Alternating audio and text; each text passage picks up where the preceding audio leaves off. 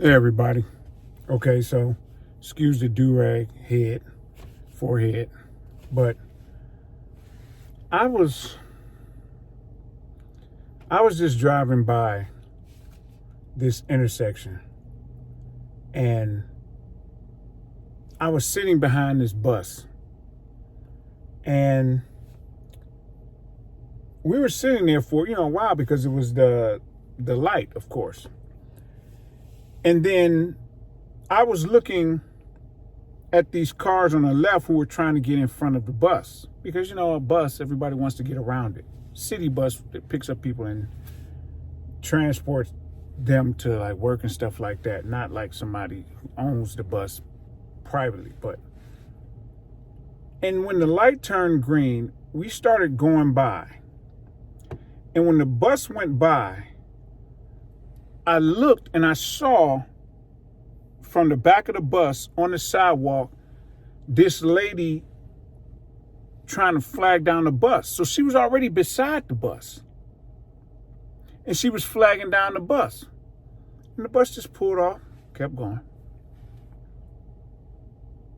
Now, I know that the bus has to get to a certain place. You need to be there on time. And I get that.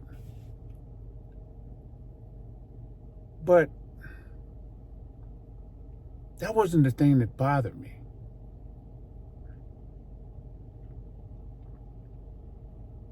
The thing that bothered me was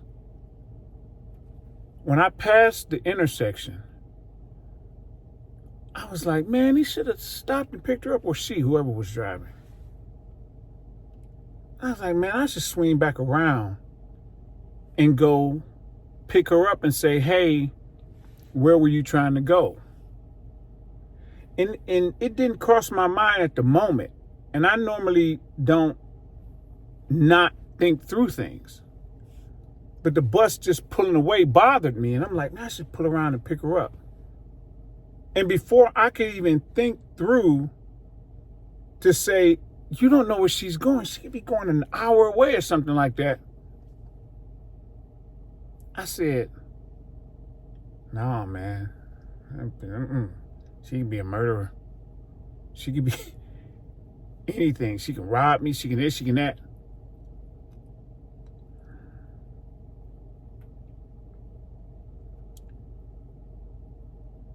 And then I thought about her, and I was like, she was an overweight female, but she wasn't overweight to the point where she couldn't walk or anything like that. But she looked like she was a good, 200 pounds, 5'5" or something, right? Obese, but not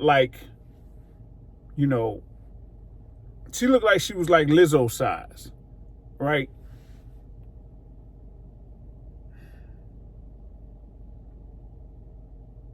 The fact that my thought process went from let me help her to she could be insert whatever negative freaking thing.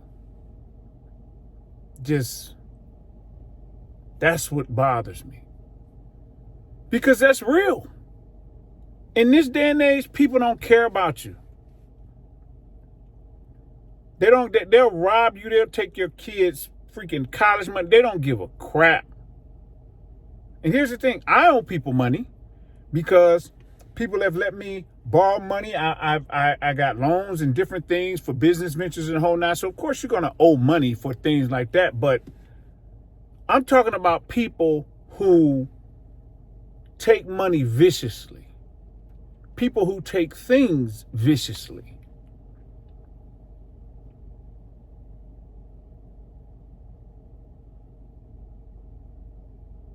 We've gotten to this point in society, man, where, at least in the West, to where this individualized F everybody but me has become the norm. It really makes me sad, man. Like, for real. I just think about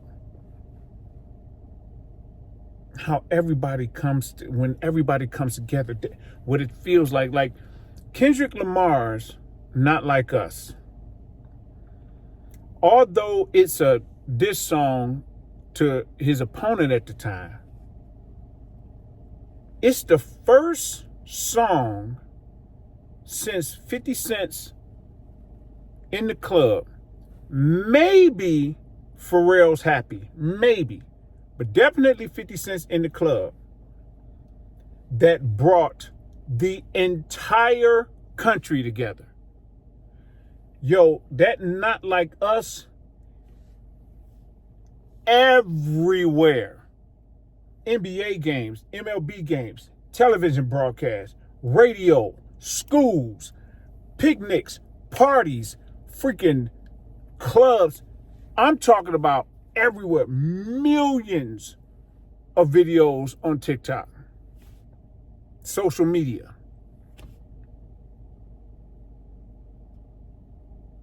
And it brought everybody together. Now, it wasn't too good for Drake, but, excuse me, it was something that made everybody just come together. And you talking to other people, man, have you heard that? Yeah, you dancing, and it just was this great feeling, especially for the West Coast. Because you have Cleveland and Detroit, which are two cities with which you do not want to mess. Those are two cities, like, don't mess with them, okay? Because Clevelanders and Detroiters are insane, okay?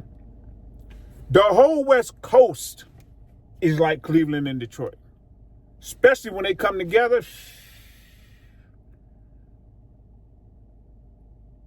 Better leave them alone. You don't play with the West Coast, especially about one of theirs. Because Kendrick is huge. And Kendrick's like their next almost Pac. And so, and he's like defending Pac, and it's, but that feeling of camaraderie, man, just in the country itself, not these moments like that, it's just gone. Just gone. It doesn't help with how the whole female and male thing is going. That really has caused a chain reaction of events in that direction. But I really feel bad, man.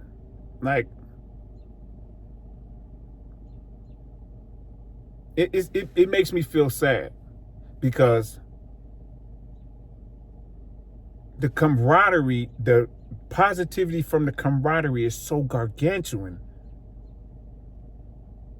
that the isolation from each other is that huge, but in the negative capacity. That's why everything's falling. It's crashing, everything.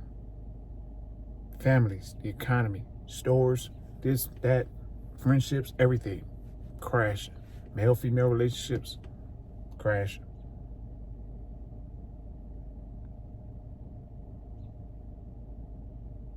I don't know what we can do about it. You know what? Scratch that.